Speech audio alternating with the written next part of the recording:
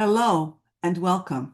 I'm Yvonne O'Neill, a founding member of the Episcopal Diocese of New York Task Force on Domestic Violence and Sexual Assault. I bid you a pleasant good morning, good day, good evening, depending on where you're joining us from, as we have friends joining us from around the world. On this, the 10th day of the 16 days of activism against gender-based violence, which run from November 25th, International Day for the Elimination of Violence Against Women, to December 10th, Human Rights Day, we are pleased to have you join us for this, our third and last webinar in this year's series, Proclaiming Hope in Uncertain Times. Today's offering is Violence Against Women and Girls, From Stigma to Liberation. Violence against women is a violation of human rights, and we are seeing it increasingly happening online. Millions of women and girls around the world have to contend with cyberbullying, AI deepfakes, and various forms of online harassment. This webinar will connect the dots between online and offline violence. This evening, we are delighted to have returning once again with us to lead this conversation, the Reverend Dr. Danielle Tumino Hansen. We are also delighted to have Cecile Mazzacurati, Shale Norris, and joining us via video, my friend Dr. Minnie Murti. Danielle Tumino Hansen is an Episcopal priest and professor at Emory University, where she researches the intersection of trauma and theology. She's the author of multiple books, including Speaking of Rape, The Limits of Language in Sexual Violations, and Trauma-Informed Spiritual Care. She also has a wonderful podcast on Substack on which she shares her research with the wider public. The podcast can be found at aroundthefireplace.substack.com. Danielle, welcome once again, and over to you. It's so wonderful to be with everyone tonight. As Yvonne said, I am an Episcopal priest. I've been ordained for a little over 15 years, and also am a theology professor at Emory University, where I focus on pastoral care and practical theology.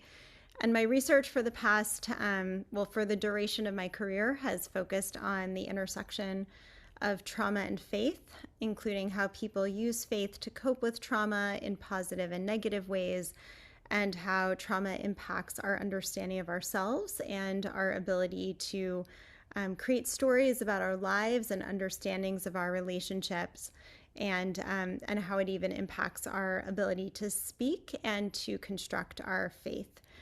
So I'm honored to be here tonight, as I was honored to be here last year, because this issue is very important to me, not just as an academic, but also as a survivor of a rape myself. As a faith leader, it's really important to me to have resources to share with individuals. But as a survivor, it's important for a different reason, which is that I know firsthand at a very embodied level what the difference is between having robust resources that assist with your own healing and not having them. And it really can make the difference between a person's ability to thrive and grow and continue to have a rich and robust life, and to just have what feel like insurmountable obstacles. Perhaps even more important than having resources to respond after harm is, the prevention of harm itself. And so I'm really delighted to have the conversations that we're having tonight, and to hear from other experts in the field who think not only about how to respond to harm, but about how to prevent it in the first place. Because I think we can all agree we would prefer to live in a society where there were no victims and where there were no people who perpetrated harm. One of the things that I write about is that while an individual may perpetrate any given act of sexual violence, it really is the responsibility of the community to prevent it, and that any individual instance of sexual harm is in some way enabled by and created by the wider community. So it really does take all of us coming together as a community to think about ways to keep potential perpetrators from becoming perpetrators, to help them have better practices, better philosophies, better values about how we honor the dignity of every human being. And it's likewise necessary for us to come together to support survivors as they do very hard work of healing. So, again, I'm honored to be with you tonight and to be able to share what I know and to hear from other leaders in the field. As Yvonne mentioned, in addition to the books, I host a free Substack where I write about the intersection of trauma and faith. Sometimes I touch on issues of sexual violence. So if you'd like to sign up, I'll put the link in the chat box. Again, it's totally free, but I'd love to see some of you on there. Before we hear from our panelists tonight, I want to give you a brief overview of the format of our evening. To begin, each panelist is going to speak for a few minutes about their work, so you'll have a chance to get to know them and their expertise. They bring a lot of wisdom and experience from their professional and personal lives to our conversation tonight, and I think we're going to be able to have a really rich and informative conversation because of that. After they share a little bit about their work, there'll be some questions and conversations between me and the panelist, followed by some questions and answers from the audience. So for those of you who are attending the webinar, I encourage you to please submit your questions into the chat at any time, and we will try to field as many of them as we can. Our first guest tonight is Dr. Padmini Murthy. She's unable to join us in person, but she did send us a video to share some of her research and wisdom. She's a globally recognized health professional in her roles as a physician and public health expert. Her research focuses on the intersection of women's health, human rights, and global health diplomacy, as well as AI in healthcare and femtech. She's currently professor and global health director at New York Medical College School and the NYMC School of Health Sciences and Practice. She's also the past chair of the Intersectional Council of APHA and past chair of the International Health Section of the American Public Health Association. Currently, she serves as an advisor to two startup companies in AI and healthcare, and she's also worked as a consultant with the United Nations Population Fund. Dr. Murthy has been working with UN ambassadors, first ladies, and UN missions to promote women's health globally with local efforts in the Bahamas, Grenada, India, Liberia, Malawi, Nepal, and the Republic of Suriname. Even though she can't physically be with us tonight, we're delighted to hear about her work. Hi, everyone. Thank you so much. My name is Dr. Murthy Mini. And my apologies, first of all, for not being there in person in the Zoom room to present this, but sending you a recorded version because I am on a plane going to Europe for a conference. So I will be talking about addressing stigma and discrimination against women and girl child. I'm just going to focus on my introductory slide, like with my credentials. So there's no need for me to talk about that. While you look at it, I would like to give a big thank you to Yvonne O'Neill and Bethany Carbone and the Diocese, Episcopal Diocese of New York for organizing this. Thank you so much on this important topic, that is violence against women from stigma to liberation. Moving on, I have no disclosures except that I am the mother of a daughter whom I love dearly. No conflict of interest, including financial or otherwise for the presentation. So why are we so concerned about stigma? Unfortunately, as women, and I've worked in pretty much got my hands wet in the ground in quite a few countries, stigma is associated with GBV because as many people know that it's like, don't talk about violence. It's a part of the culture. So we have a lot of these issues, and especially girls and women are at the receiving end. Not that men are not victims, but unfortunately it's skewed, and women and the girl child are more at risk for being abused. And unfortunately, many survivors from reporting violence or accessing critical support services cannot even talk about it due to the cultural norm.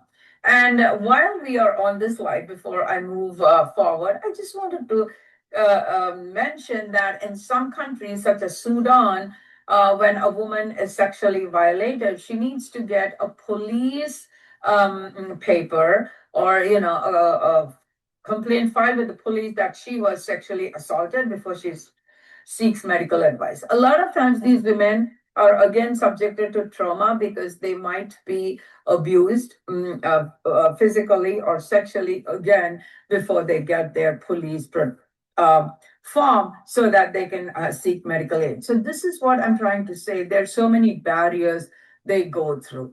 And in this presentation, very briefly, I'm going to talk about why it is so important to address stigma. And one of the NGOs I work with, American Medical Women's Association, we were started 109 years ago. I'm not 109. I'm just letting you know that I am proud to represent them at the United Nations as an NGO rep, and I'm the global health lead of AMWA. So we have a program called Physicians Against Trafficking of Humans, which is very interesting. And I would suggest that you look at our website, AMWA.org, to find out what we do, because some of us have gone around to emergency rooms to talk about what the first responders need to look at among women who are abused. And as you can see, my background is orange. It's a painting by Renoir. But the reason I chose it as my background, and I'm wearing orange, not sure if you can see it, maybe you can once I stop my slide share, is that we really need to orange the world, make people aware of it. So this is a power of positive partnerships. We partner with people all over from different sectors to address trafficking against humans, because one of the worst forms of abuse against women and girls is trafficking. Moving on, again, another great example of positive partnerships is the He for She program, which was actually launched by the former Secretary General Ban Ki-moon, and Ambassador McDonald, the then ambassador of Suriname to the United Nations, was instrumental in putting all this together. I've had the pleasure of working with Ambassador McDonald, but this is so great because he introduced where violence against women can be addressed in barber shops, in other places, and also got the underlying message that, in order to be a macho, a man, you don't have to abuse women. So this was a very powerful program. And I encourage those of you, to reach out to your friends, your partners, your spouses, your sons, cousins, nephews, anybody, to have them sign up for He for She. And if any men are listening to this webcast, hopefully, I hope so, please, sirs, just sign up for this He for She. Moving on, First Ladies. I have had the opportunity of working with First Ladies, and this is something I wanted to share about, I'm really proud about, is because menstrual equity is a major agenda. Menstrual inequity, I said equity before because we need to address the inequity to make sure that women and girls have periods supplies given to them, menstrual supplies, and they can go to school. So in this picture, this is with the First Lady of Suriname. I'm giving her a kit, which we shipped out a lot of them. We did this drive with a number of partners. I actually spearheaded this on behalf of American Medical Women's Association. We had a lot of students working on this, some of our young medical students. My daughter helped with this, and we were able to ship out menstrual supplies, reusable folks, which they could use, and girls went to school. So we are really happy with this. Again, this was another project I did with some other another colleague, a Chinese American, Jing, and we got a grant and we sent these menstrual supplies. And this is the First Lady of Bahamas, the current First Lady of Bahamas, Her Excellency Madam Davis, and we sent all these pads which were given to schools. And they were very appreciative. Schoolgirls, could they go to school? And it's so important because, as you can see, is one of the elected officials is also sharing the stage with Madam Davis when they're talking about menstrual equity. Now, menstrual equity is very much linked to violence against women, because the lack of this, the inequity, prevents girls from accessing education, going to work, and this happens even in countries like the United States. Now, the other important thing I would like to share is that unless we do it, all of us together, we cannot make a difference. Now, moving on, one of the other issues I want to talk about is cyberbullying. And this has become more and more, whether it is via the phone harassment or via messages, trolling, pulling them up, harassing them. It's talking about them or morphing their pictures and sharing images, not portraying them. And unfortunately, in the medical community, which I belong to, this is also a major problem. So how do we address it? Because when we're talking about the theme of the 16 days of activism, it is also cyberbullying and harassment, digital violence, as the term used. If we see it, we need to speak up. At my former place of work, I was professor emeritus. I'm now a professor emeritus at New York Medical College. When we did our training, we were given specific instructions, all of us employees, on how, if we saw anybody making inappropriate comments, sending emails, which we knew about, we needed to report them, including cyber violence. So it's really, really important. And I just wanted to say the other thing is that we need men to work with us, because a man is strong only when he works with women to address violence against women. And also, just because somebody speaks up about violence, they should not be stigmatized. We have read about cases of in certain countries, women who posted on TikTok or talked about the difficulties they were faced, they were harassed, were received death threats. Sometimes they were even killed. But I wanted to share a positive experience as I finished speaking. That during COVID, this young woman, I think from Pakistan, she designed an app because she was somebody with special needs to help women get menstrual supplies. So this was very nice because she teamed up with, commercial folks, business folks who made donations, and this was done very, very discreetly. So the girls or women could download the app, and then they could get onto it and tell them whether they've needed these menstrual supplies, because a lot of them lost jobs and they didn't have the luxury of buying these. So this was used. It was pretty successful. I met this young woman at a conference, and I just wanted to share the story. And the other important thing I just wanted to say is that, yes, while we're talking about cyberbullying, but I also want to say how the internet is so powerful in protecting women. There was an app designed by this young American girl a few years ago called Circle of Six, because she suffered a horrific sexual assault on college campus, where this app, it's called Circle of Six, and you have the names of 6 people you can enter once you download the app. And when you send a message, if you are attacked, it goes to everybody with the location. And she was even received a commendation by the then Vice President Joe Biden. So what I'm trying to say, as I finish my slides, my presentation, we need to, if we see something, we need to say something. We cannot be silent bystanders, and we need to work with men, colleagues, friends, significant others to address this issue. And in conclusion, I would just like to read this poem which I wrote for this 16 days of activism. In a world where silence dwells, many tales of pain are in cells, with muted cries and tears of gaping wounds caused by the spears, fragile hearts and broken dreams, as innocence is lost due to fears, the strength to fight quelled by oppressors' might, Walls around echo with stories untold of abuse faced by the young and old. Seen in every glance, the feeling of dread of many lives undone and hope that has fled. Let us all unite, a flame to ignite, and together rise and blend our voices for every friend, to heal the wounds and scars and shine a light as bright as stars. The message clear and strong to end violence and right the wrong. And this picture is a picture of the sunrise taken from my uh, front deck, and because it kind of comes up with the theme, I wanted to share it. And thank you all so much for listening. I really appreciate that.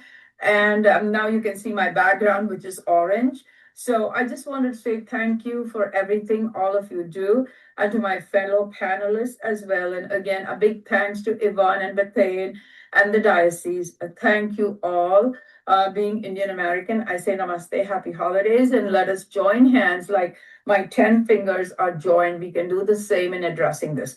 Thank you for giving these opportunities. And so sorry, I could not be in person, for this. Thank you.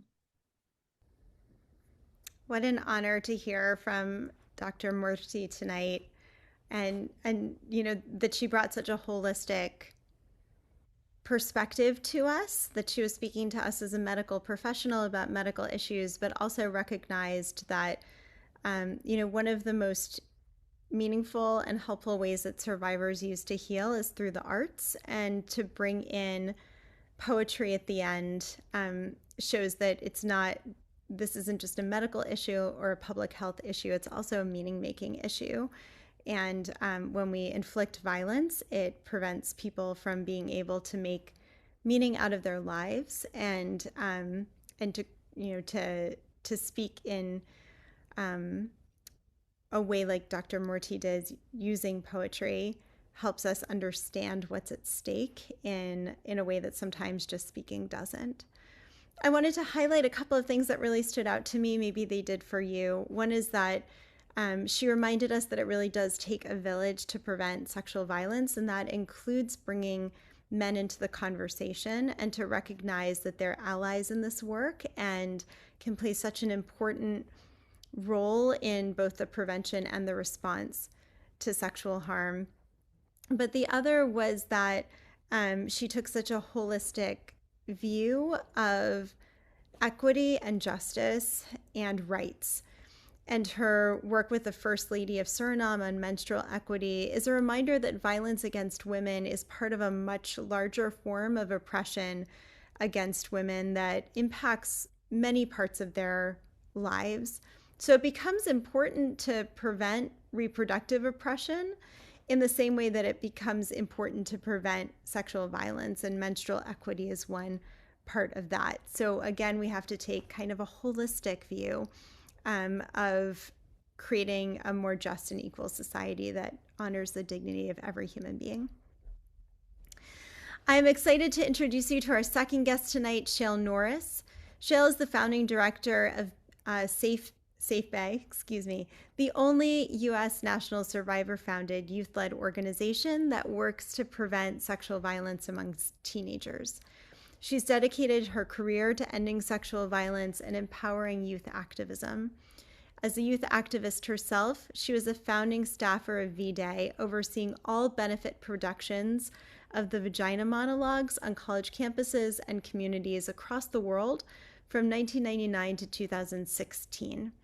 It was the impact of the significant presence of V-Day on college campuses that led to her creation of the Campus Accountability Project in 2007, which called for improved prevention and response to sexual violence on college campuses. It was this higher education prevention work that also led her to advocate for the creation of youth-led prevention programming among secondary students. In 2014, she began to seek funding and youth partners to establish SafeBay, which culminated in its creation in 2015 in partnership with Daisy and Charlie Coleman, Ella Farron, and Jada Smith. Shale's data from SafeBay's 2019 summit is published in the 2024 Journal of Child Sexual Abuse. We're so honored to have you with us tonight and would love to hear more about your work as it relates to our theme. Thank you. I'm honored to be here and among such incredible peers. And so I will share my screen. Yeah, so as mentioned, I founded the organization with a group of teenagers, all who had experienced rape at the age of 14. And so it was definitely a bold undertaking, and I think one that many people in the field cautioned me against. But I think, it was really important to doing this work as we started out in talking about in a prevention capacity. And I think, the more and more people that you talk to, I think every colleague would agree that the better we can do this work among young people, the more we can impact a lifetime of prevention and violence of all kinds. So that was really the ambitious goal starting out. So where we began when we started out was that all of my co-founders are the subjects of a Netflix documentary called Audrey and Daisy. It follows their stories. It's a very intimate window into how they experienced sexual violence at young ages, the community backlash they faced, the disbelief they faced, the secondary trauma they faced from disbelief and harassment from peers and adults even in their community. And so I think we wanted to be able to create tools and galvanize the audience of Audrey and Daisy. It is still available on Netflix. I do caution it's a very difficult watch. I'm sure everyone here is sort of familiar with how difficult some of these important documentaries can be. But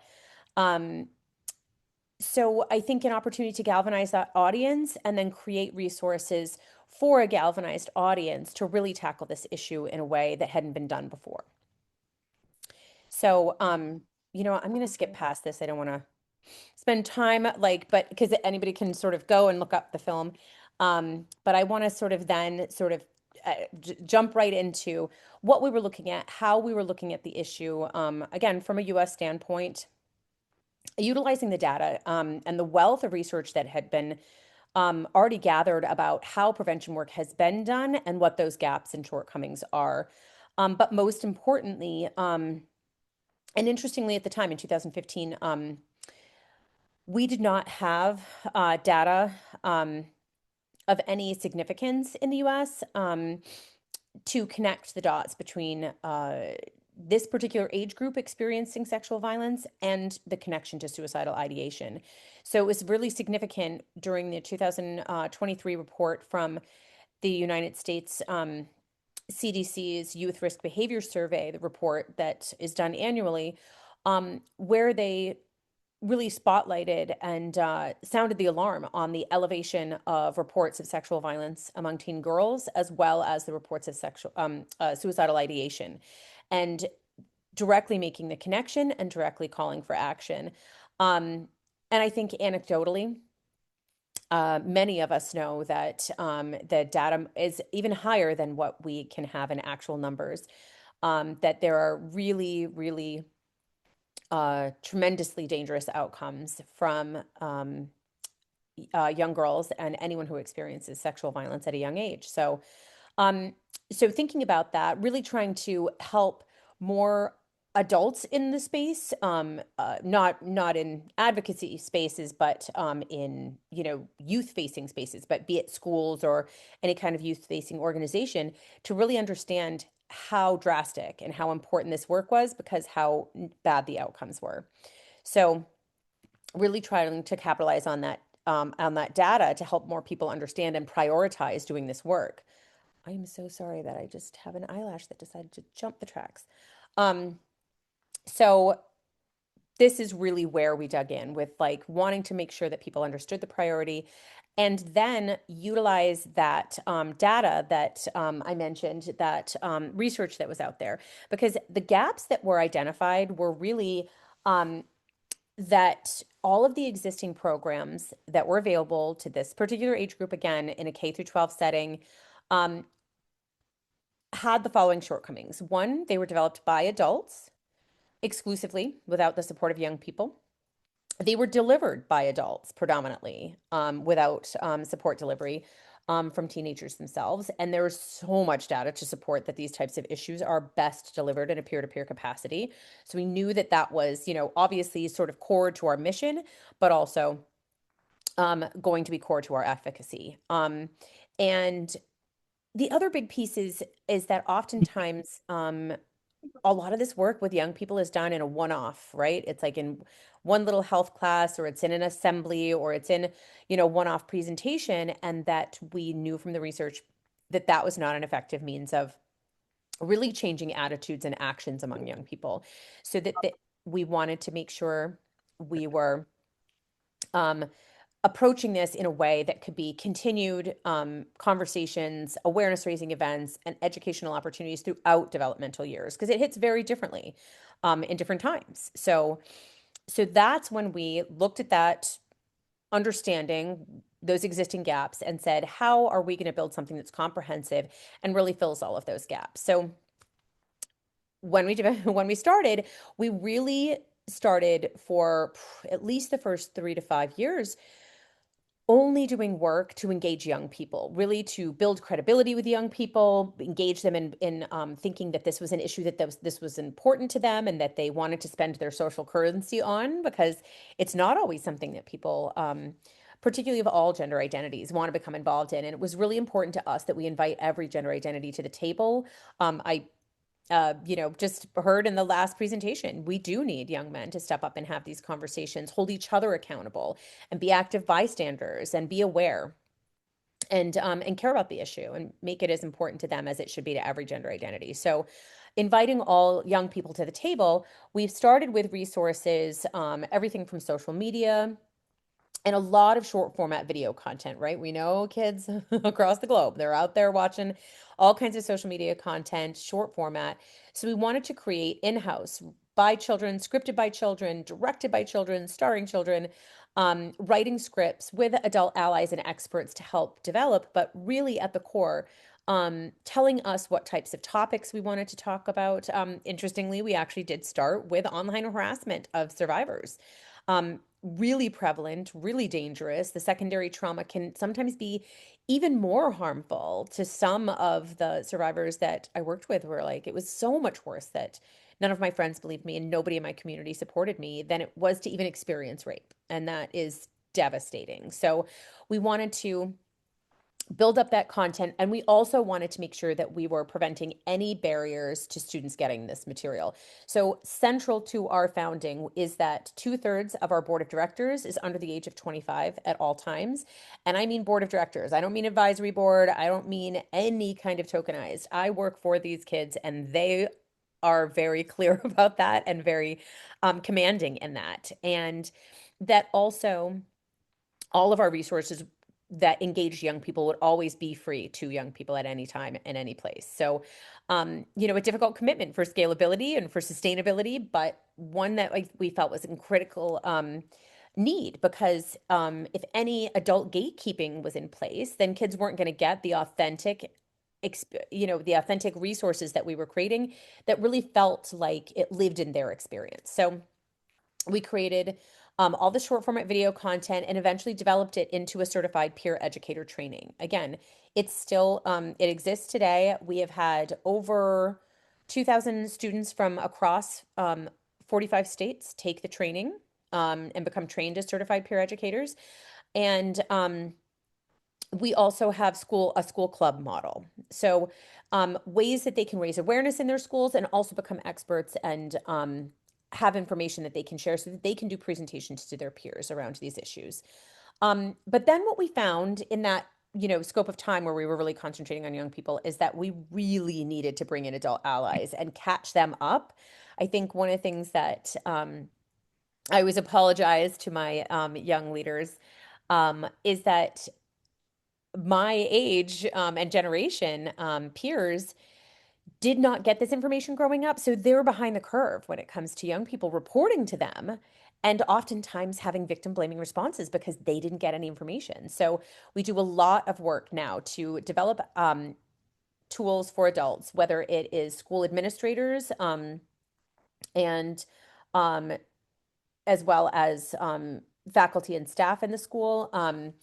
as well as, again, youth-facing organizations, any place, parents, caregivers, any place and anyone that is facing young people and has an opportunity to have an impact on young people. We want to make sure they had resources as well. So we developed a prevention curriculum that parallels the peer educator training so that teachers had access to that. And the other thing we developed was a resource for helping to change policies in schools.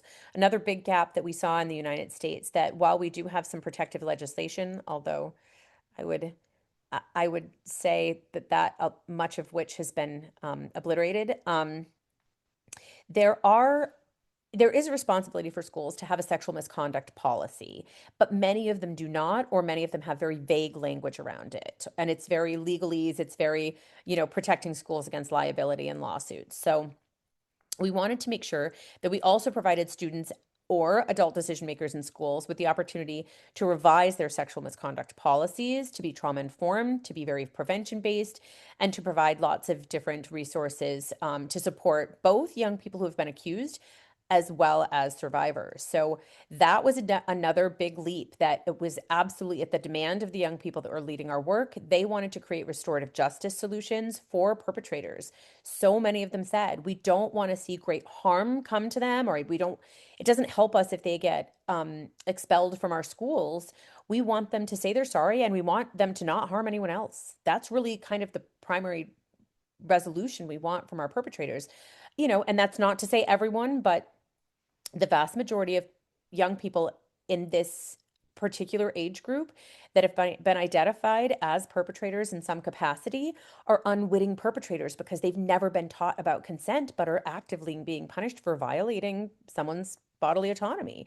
So I think we really wanted to make sure we had this comprehensive approach, really well-rounded.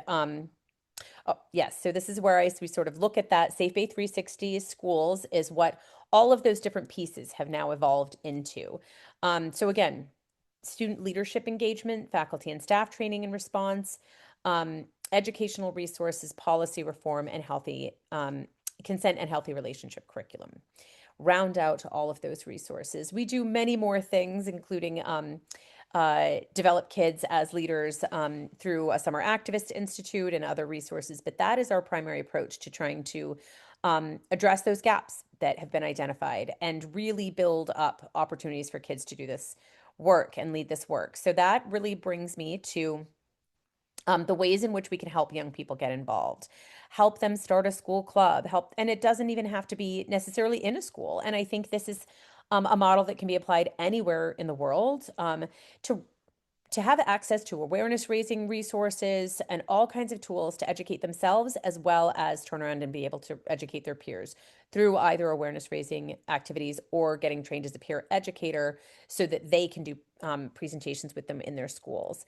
And we, again, have, I think, really reached an incredible wealth of children across the US, but I think there's so much more opportunity to develop this further in the US and internationally. I think there's so much similarity to what happens in different places, and so much need.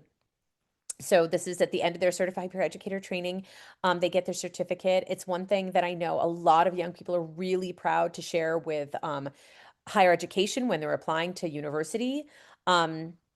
And I want to make sure that I also share the topics that we cover, because it's a lot. It is incredibly comprehensive. So one of the important things about the peer educator training to understand is that it's virtual and it's self-paced. So they can really pick it up and put it down as needed. They can take it individually or they can take it collectively. So all of these topics are ones that we really felt were the important pieces that we need to break down for kids to really have a better understanding, really helping them understand the difference between harassment, assault, and rape. Obviously, consent and boundaries. Where do men fall into this work? Young men, and their experiences with sexual violence, either perpetrating or being a survivor of as well. Different myths and facts around sexual violence. Again, we know that a lot of young people believe that there's a lot of false reporting, or it can only happen from somebody that is a stranger and things like that. So we want to make sure we dispel all those myths.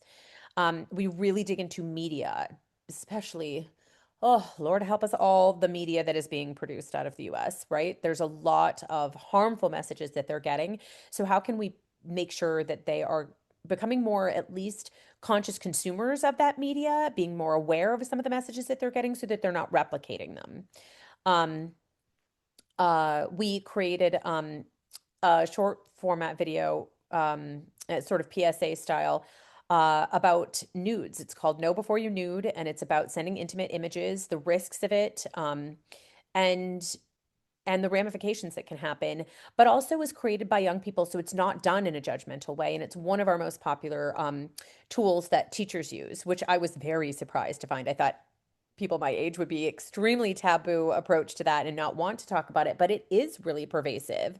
I mean, I think again, we're going to talk about that throughout the night, but um, things like how to support a survivor, reporting options, healing after sexual assault, dating after experienced sexual assault, bystander intervention, as well as how to respond if you've been accused. Again, that felt like a really important topic that the young people insisted was an important piece of the work, because so many people don't know how to respond if they've been accused. They double down, and refuse to believe that they could have caused anyone else harm. So really working with them to help understand that your intention doesn't always match your outcome, and saying, taking accountability for that is a critical piece of being responsible and learning as you grow. So those are all the topics we cover. And it's not, oh, I will not show this. I don't want to take up too much time, but again, this is a short format content, Know Before You Nude. Again, wanted to show you just kind of, again, little clips, because all of these are accessible on our website. This was an interview with a young male survivor. He actually talks about being assaulted, being inebriated at a party, and waking up without his pants on and having a female perpetrator and experiencing that and what that felt like to him. And again, I think a really vulnerable and important topic to flip the script on a lot of the stories that we hear and help to invite more young men into the space and being vulnerable in the space. So we want to make sure too to any adult allies in the space, particularly you all in positions to impact the young people you work with, thinking about inviting young people to learn more about becoming a national fellow with us. So national fellows are usually our model is usually that they come to a summer activist institute. Unless a miracle happens very soon, I don't think we will have funding to do our Activist Institute again this year, but we will still be engaging fellows. Unfortunately, not in a way in which we get to bring them all together in person, which is a huge loss for us. We get to host it in these past 4 years on a college campus in partnership with a university. Really give them an incredible experience to come together from all corners of the country to work together and learn from one another and from our leaders. So we will still be doing that opportunity. It won't be in person, but please, if you know young people, invite them to learn more about that. And again, anybody who's in a position and interested in having young people come speak to other young people in their communities, that is a lot of what we do as well. We do, bring young people around to schools and conferences and any kind of engagement that we possibly can to share about their experience and invite more people to be part of it. And lastly, I just wanted to make sure that I also shared the data from that, as we are learning what we're doing, the impact of what we're doing, and informing all of the ways in which we can continue to develop our programs. We are very proud of the incredibly impactful work we've done, and I'm very proud of its evidence base and making sure that as we're sort of embarking on, and it's becoming more popularized in the US, but certainly in other countries across the world, to teach consent education, making sure that we're doing it in an evidence-based way, making sure that we're really examining the efficacy, how it's changing actions as well as attitudes of young people, and filling those gaps. So trying to, as much as we can, as best we can, everywhere we go, influencing people who have the opportunity to do this work with young people to do it in a better and more comprehensive way instead of defaulting just to that one-time assembly approach. So And then lastly, our impact. Again, I think this really speaks to how important this work is to young people, how many people we've educated, how much reach we've had, how many students have really pushed and advocated and pressured and begged their schools and the adults that are allies to them to help support this work so that we can continue doing it and funding it, as well as the social media following. Because again, that's a really important medium for reaching young people. And I like to share that the young people I work with refuse to give me the logins to the social media, and they really run it themselves. And so it's an incredible tool for really engaging conversation and particularly around any kind of new, event that might be happening in the world, like what types of dialogue can we create over social media so more people can be learning from that as we go. So I think that's everything. Wait. Oh, there's some of our social media. So I invite you to be in touch. Please connect over LinkedIn or follow us or reach out over email. We are always interested in connecting with anyone and everyone interested in learning about our work, sharing in our work, partnering in our work, and doing all of this work as much as we can, everywhere we can. That's it for me. Thank you. Thank you so much, Shale.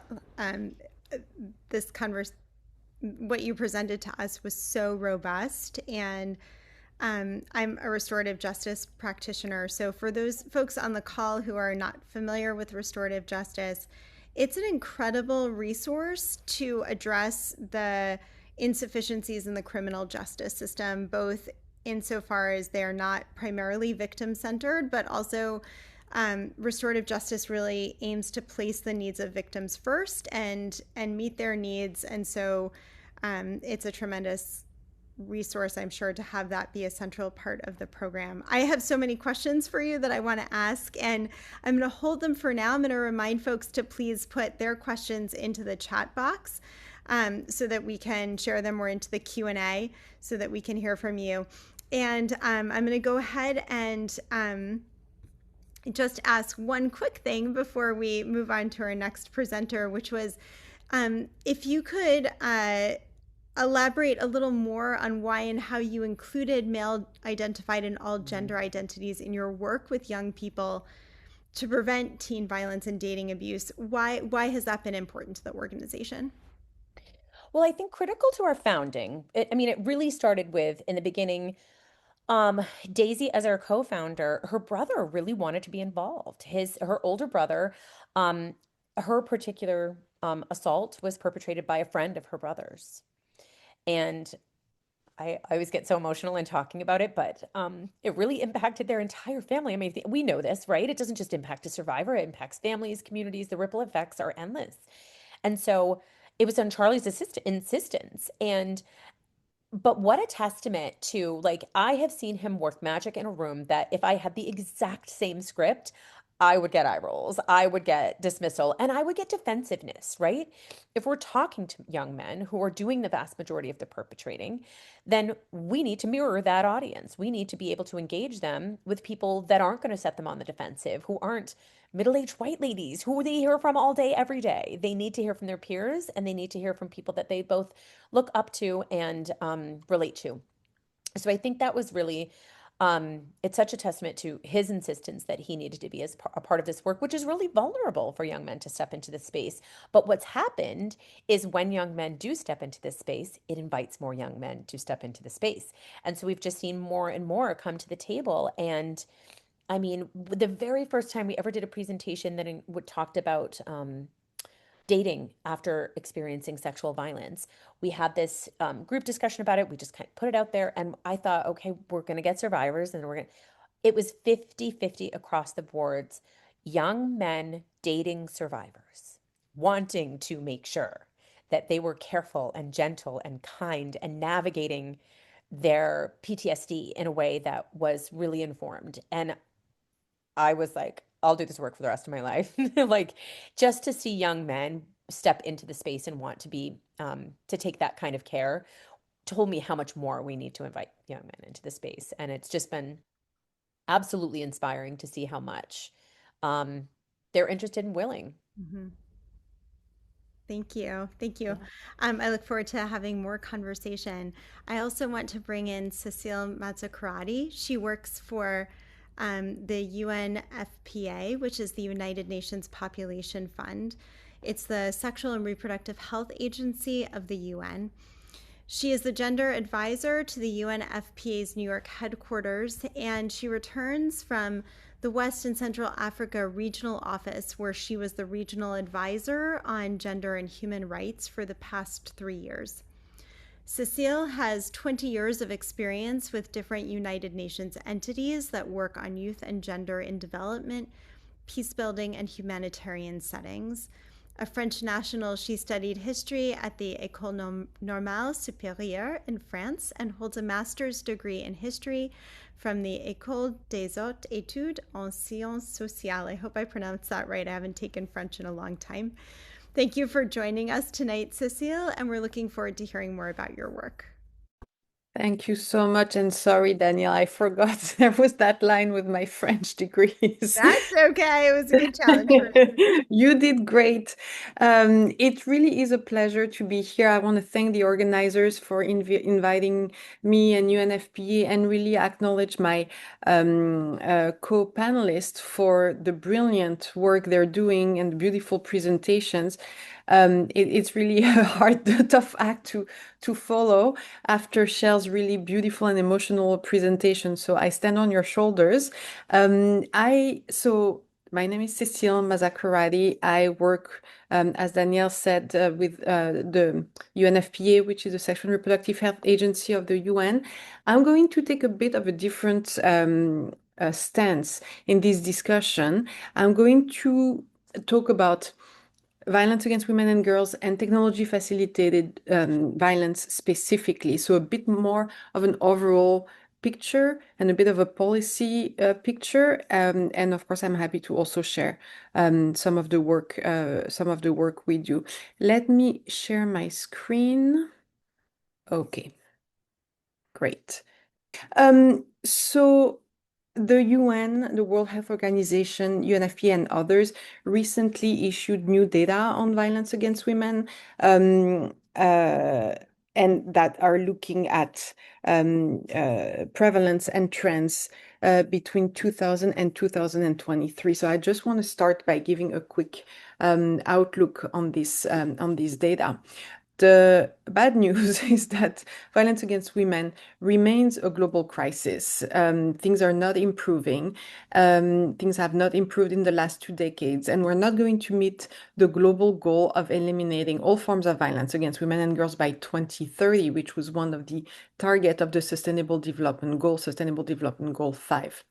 1 in 3 women have experienced intimate partner violence or non-partner sexual violence during their lifetime.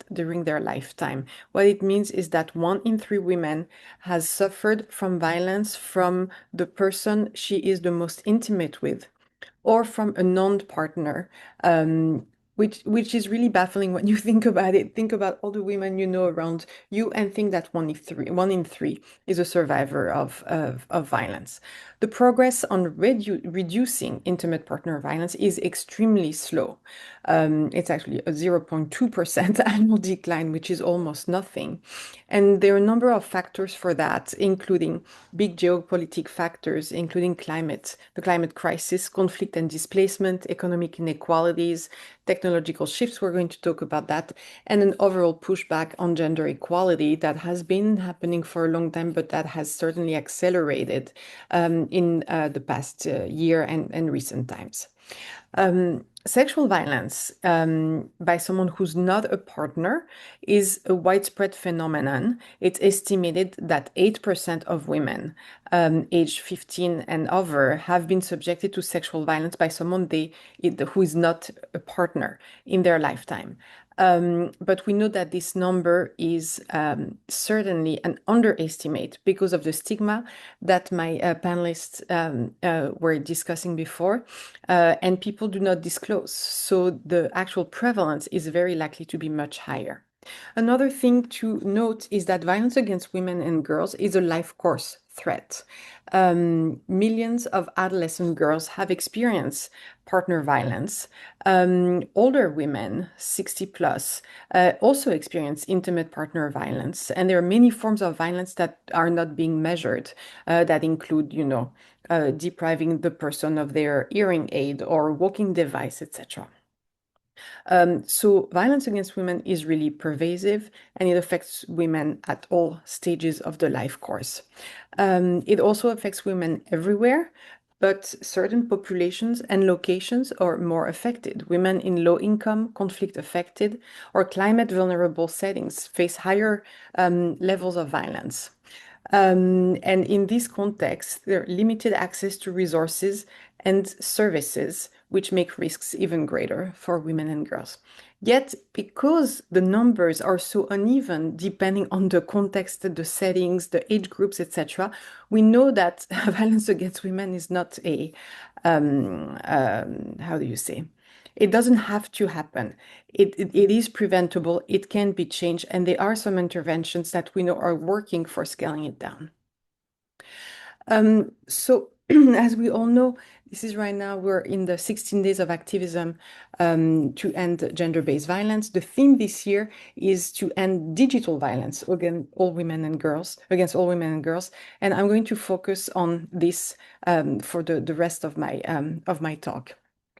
So at UNFPA, we call it technology-facilitated gender-based violence. And what is the definition? The definition, you have it on the screen. It's an act of violence perpetrated by one or more individuals that is committed, assisted, aggravated, and amplified in part or fully by the use of information and communication technologies or digital media against a person on the basis of their gender.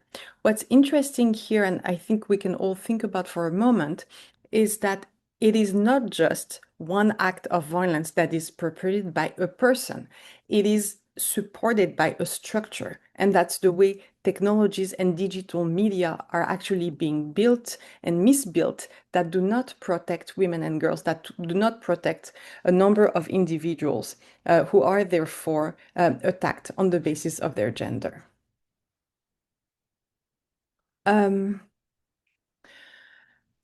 So yes, so what is looking a bit more closely at what we call TFGBV, technology facilitated gender-based violence. What it is, it's a continuation of unequal gender norms that exist in the regular world and that are being reproduced in digital spaces. So there is a continuum, but between what's happening online and what's happening offline. Who experience TFGBV, women and girls, and often taking into consideration what we call intersectionality, so multiple social factors. Adolescent girls are particularly victims of technology-facilitated gender-based violence, people who identify as LGBTQI+, women and girls with disabilities, women in public life.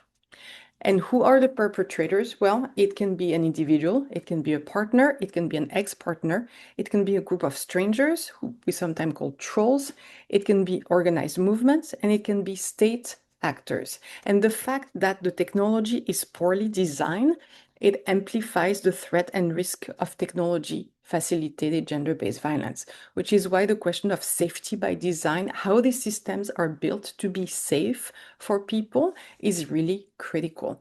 And technology-facilitated gender-based violence is a fairly recent phenomenon. We have much less data than we have for other forms of gender-based violence, but it is incredibly common. Almost 2 in 3 women globally have been subjected to technology-facilitated gender-based violence. And almost all women, 85%, have witnessed online violence being committed against other women.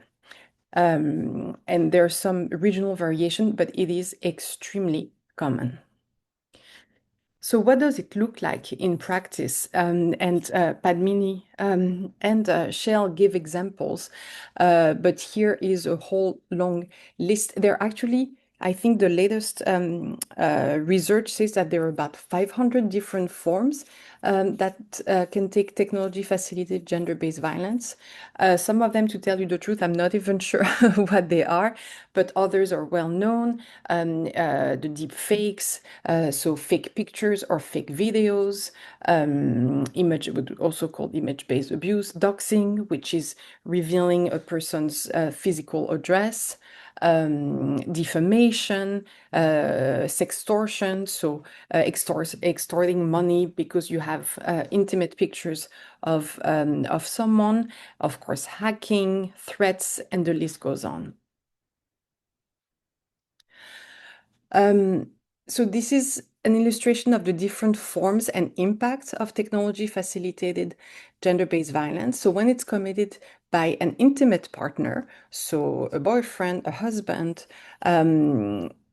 it can be physical, often with the use of smart device, tracking device to stalk the person, and of course, possibly using personal images and pictures.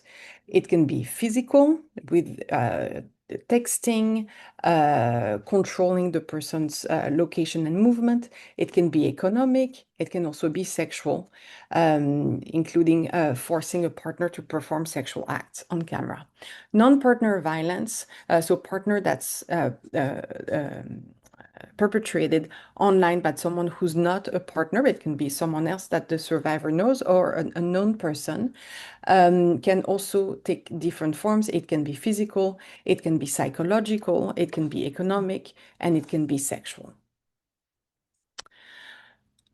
Some of the characteristics to keep in mind in terms of technology-facilitated gender-based violence is that it is sadly extremely simple to do it. It costs nothing. You just need to have access to online, to go on some platform. You can do it anonymously. You can do it with great impunity. It is often the images, for example, if a deep fake is done, or if personal images are being shared online, these images often are accessible on the internet in perpetuity, and it's very difficult for the survivor to be able to get them offline, of course. They propagate very quickly, and they basically take a life of their own. All this contributes to a normalization of violence for the perpetrators, not necessarily seeing the impact that it has on the survivor, but the impact is very, very real. First, it creates a lot of stress, distress. It has mental health outcome. It can deteriorate social life. It leads to silencing women. Many women, many girls are not continuing to be online because of the abuse, of the threat, and of the violence that they experience online. It is particularly true for women in political life, but it is true, as we've seen with the previous numbers, for many, many women and girls. It can lead to the loss of job opportunities and education.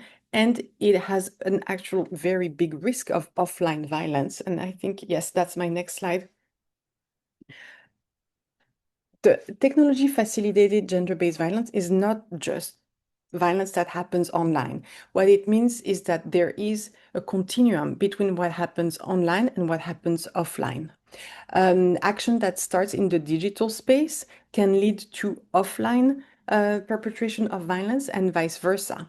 So, for example, online abuse and hate speech can lead eventually to honor killing, for example.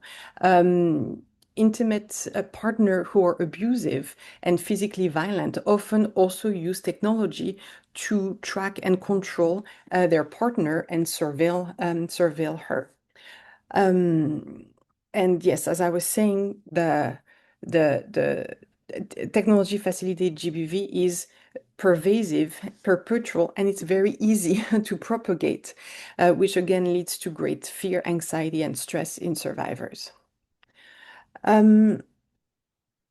So talking about the survivors of technology facilitated violence, what we see is that younger girls are more at risk.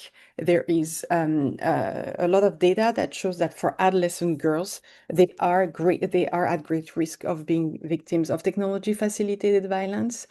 It is also the case for transgender and gender diverse people.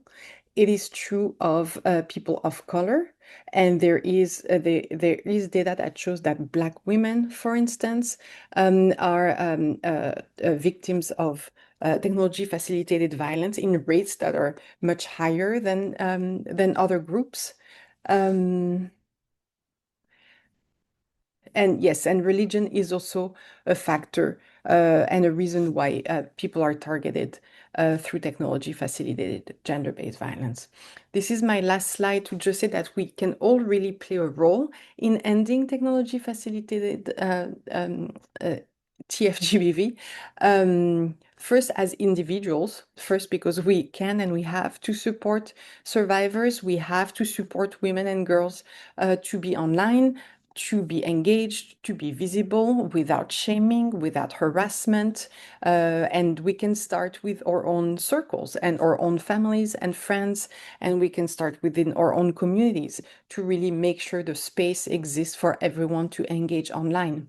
There's a role, of course, for civil society organizations and the fabulous work that they're doing. And I think we just heard through the great work that Shell was presenting, some of the fabulous work that these organizations can be doing. Schools, also building on what Shell was saying, school can integrate technology-facilitated GBV in their educational programs, provide training, and also for kids and teenagers to understand how to stay safe, how to denounce when something is happening, and how to get support. Of course, support services organizations have a great role to play in terms of providing support to survivors, employers, to make sure that they can mitigate any form of improper, inadequate, sorry, I'm not looking to finding the right word for online, communications, etc., including in the framework of the workplace. We need more research to understand the very many different facets of technology-facilitated gender-based violence. We need more laws and policy. The laws that apply to gender-based violence in the real world do not necessarily apply to violence that's perpetrated online. And there really is a policy gap in terms of addressing technology-facilitated gender-based violence. Some countries are more advanced than others in addressing this, but very often there is a policy vacuum that's very hard to navigate for survivors. And of course, there's the role of tech companies, and that's what I want to end with.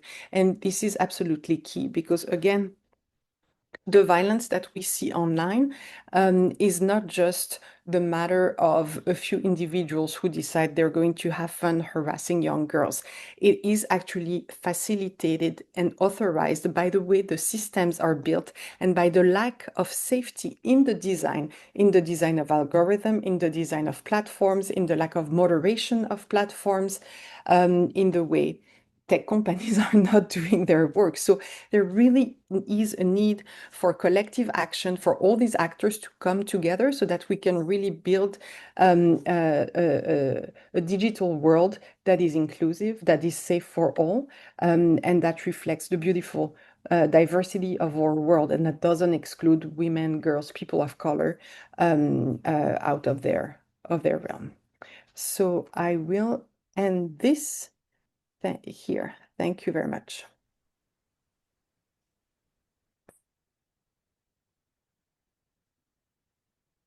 I'm muted. My apologies. I am really wanted to thank you for your presentation, and I'm curious to know if you hear within conversations at the UN what is being most advocated for at a grassroots level that folks who are on our call might be able to do to help eradicate some of these digital forms of violence that you're describing.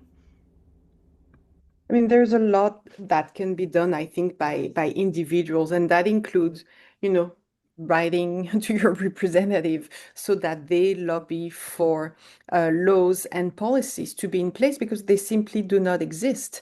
It's making sure that, you know, the public servants and the public system doesn't let tech companies do exactly what they want, because when that happens, then safety is not built into these platforms. So really raising the awareness of people and lobbying your representative, writing to them for them to take action is really important, because as I was saying, there's really a legislative vacuum in terms of addressing these types of situations. And then, of course, there's making sure that it is well understood that survivors of violence are not responsible for the violence they're experiencing. They have a right to be online. They have a right to, you know, share their ideas, etc. And they shouldn't be shamed. We know that there is a tendency to stigmatize survivors, that maybe it was a little bit of their fault if, and that's true for online and offline, if they were, you know, speaking out when they shouldn't, in the street when they shouldn't, wearing a short skirt when they shouldn't, etc. And so really helping shift the mentalities that this is not what girls and women are doing or not doing. This is about changing systems that normalize violence against them. Have you found any countries that have been a model for this that we can learn from? Um, so one country that's really at the forefront of the thinking and the research and the policy work on technology facilitated gender-based violence is Australia. Mm-hmm. Another country that's been very advanced on these issues is Canada.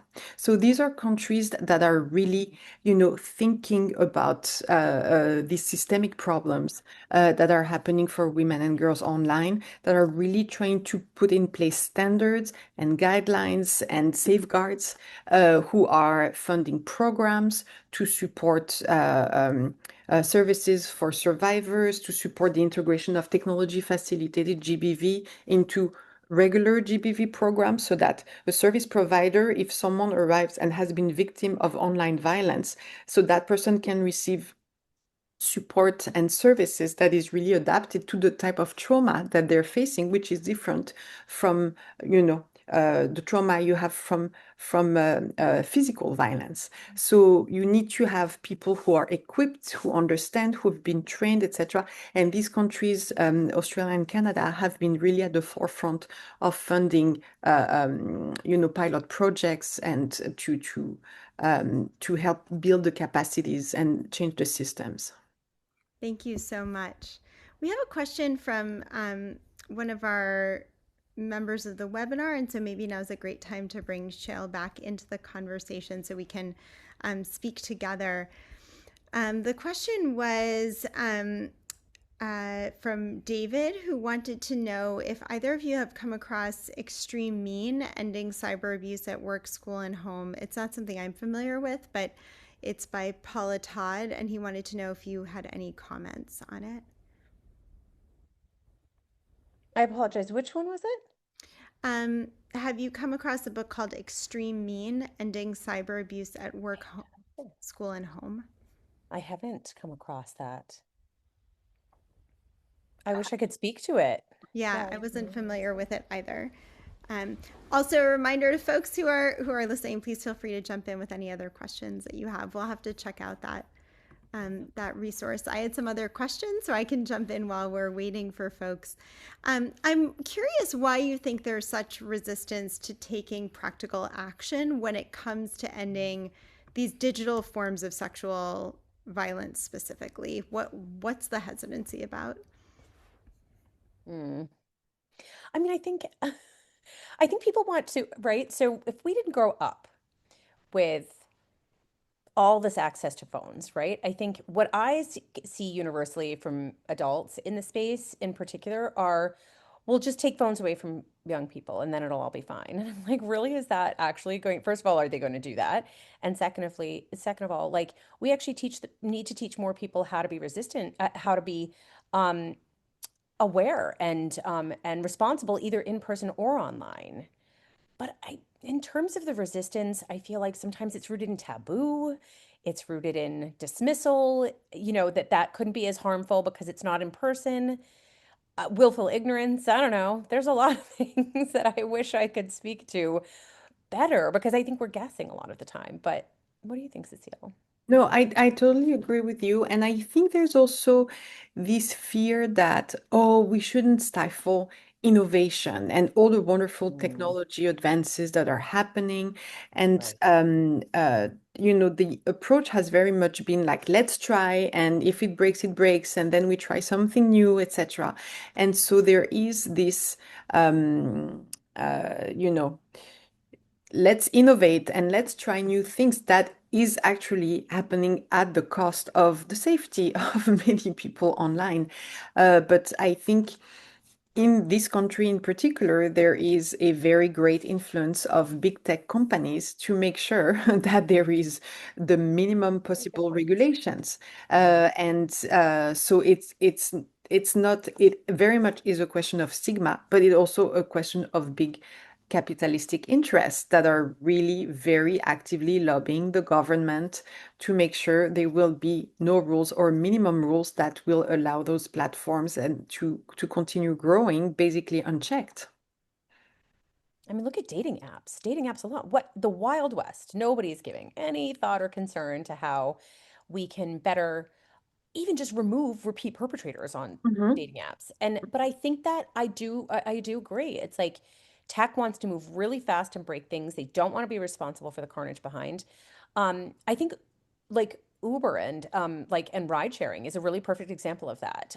Because it bridges the online and the in person, and we see so many safety issues. Mhm. And I actually sit on an advisory board for a child focused transportation for young people. And the difference between the onboarding process for ride sharing in general, like Lyft and Uber, and the one that they are using is night and day.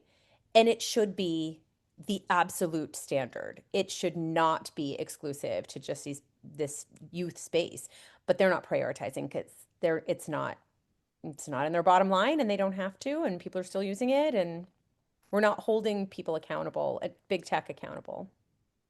Thank you. There's a question from Laura about religion as a vulnerability factor that I'm happy to address. So there's been some psychological research on how people cope with trauma, including sexual traumas. And one of the things that research has found is that people are more likely to cope poorly if they come from authoritarian religious traditions that teach a punishing God, and the idea that if you suffer wrongs, it's probably something to do with your own um, need to be punished. So that's one side of the question. The other is the way our religious practices and beliefs enable harm. So there, Laura asked about which religions. I think that's a very big question. So I'm going to actually focus a little more on subsets within Christianity specifically. Within parts of Christianity that practice purity culture, this is just a huge risk factor for increasing the vulnerability of women to sexual harm because it's teaching a number of things that enable perpetrators and make it more difficult for a person to access resources that they would need to recover. But purity culture also has within it embedded ways of thinking about gender and sex that enable sexual harm. So, for instance, the idea that if one strays within marriage, then the woman has done something wrong in terms of not being able to keep her husband loyal to her. The idea that if sex occurs outside of marriage, either before or during a marriage, that a woman would be the person responsible for that, for any kind of sexual act. So any kind of sex outside of marriage that occurs winds up de facto being the fault of the woman. This means that women have within them a structure that's encouraging them to see themselves as guilty and also as points of shame in terms of their own embodiment. And the result is that there's also a lot of misinformation given within religious communities that support purity culture that in turn enable these practices and beliefs. So I'm happy to say more about it. I could go on for quite a while, but that's one place where I see it as being particularly problematic. And the other is within traditions that have just done a pretty lousy job either preventing or responding to clergy sexual abuse. And so the way that we teach people about who a priest is and what a priest's responsibilities are, and then the way in which hierarchies enable and support priests within a community, instead of, and by support I mean enable wrongdoing and fail to hold them accountable, is a real problem, especially within Christianity. So both of these are places where I see religions not being helpful. I do think that there are resources within religion that is helpful, like the belief in honoring the dignity of every human being. I think there are very good reasons for religious groups to be advocating for and teaching sex education. And again, happy to say more about that, but I want to make sure that we hear from our panelists as well. So I think we have time for probably one more question, and then I'm going to move us along. This one's from Susan. It seems that online anonymity sets the stage for a lot of misconduct, that people feel they will never be caught or have to answer for their actions. And do you agree, and do you have ideas for what needs to happen to reduce online anonymity? I mean, that's certainly true that people feel that they can do and say whatever they want. I mean, what's interesting is that people often do and say horrible things online without anonymity.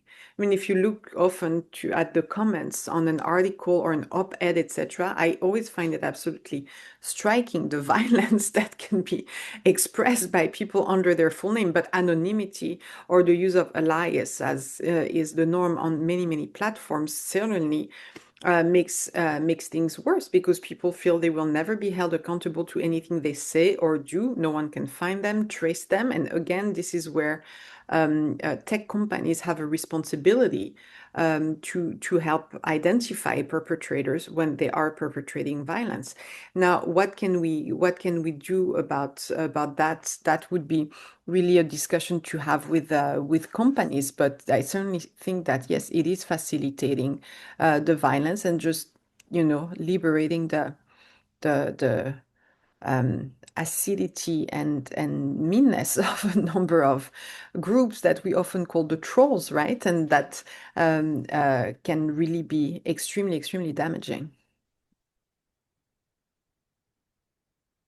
Thank you. I'm going to go ahead and introduce Reverend Paul Feuerstein. He, just to close us out for tonight, he's an Episcopal priest at St. Mark's Church in the Bowery, and also the founder and president and CEO of Barrier Free Living in New York City. He has developed the largest domestic violence program for people with disabilities in the United States and has served as an advocate for that cause in the city of New York. He's also currently the co-chair of the Domestic Violence Task Force for the Episcopal Diocese of New York. So thank you so much for joining us tonight. Thank you. Thank you for, I think, a stimulating conversation. Danielle is our moderator, and Padmini and Shail and Cecile.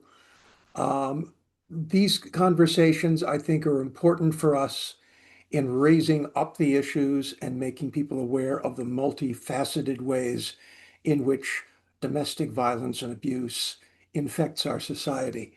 And I think it's important that we are standing up for that. I have to tip my hat to Yvonne O'Neill, who set up this program, but who also has been instrumental in creating the Break the Silence Sunday movement within the Episcopal Church, both the National Church and the Diocese of New York. And our task force has actually created a workbook that is being used not only within the diocese, but throughout the National Church, and is beginning to be used throughout the Anglican Communion, to begin to get to a point of breaking silence. And we are still very much working on clergy to encourage them to break the silence. And we have seen some results, even within our own diocesan convention 2 years ago, when we passed the resolution.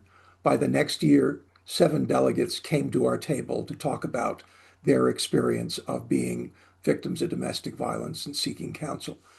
The importance of breaking silence, as we're doing it again tonight, is so much a part of our work because it's in silence that people can best abuse. And so I thank you for expanding the conversation tonight and for helping us in all of the work that we do. Thank you again. Thank you to all our panelists for joining, and we're delighted to have everyone here and wish you all a wonderful night. Thank you again. Okay. Good night.